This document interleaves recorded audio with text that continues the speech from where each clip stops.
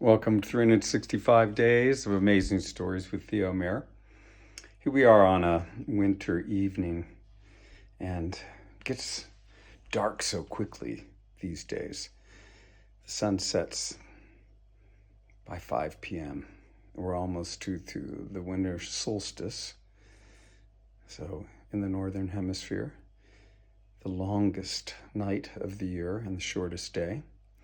And as many of you might remember, I do keep bees.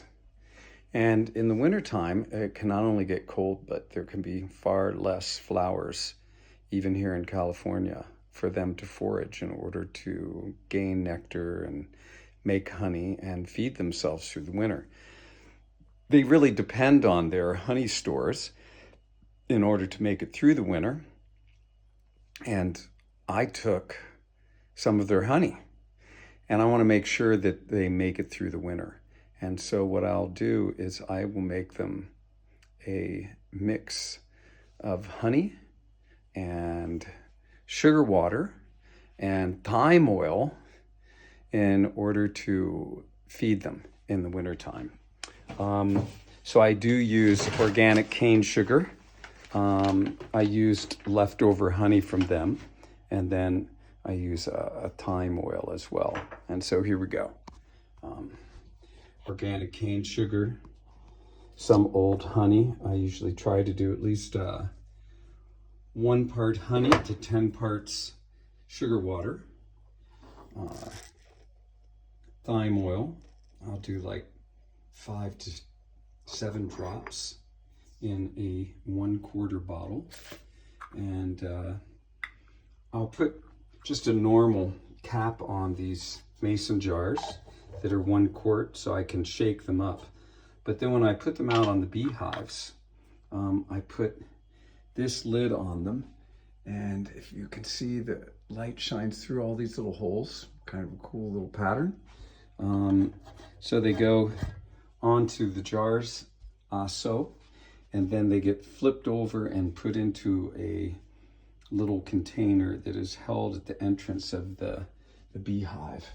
And since I'm talking about it, I guess I might as well show you what that looks like.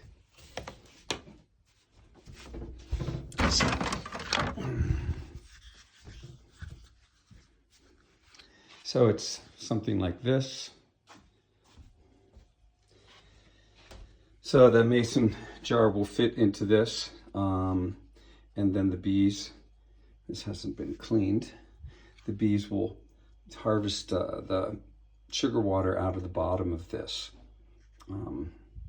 until there's no more.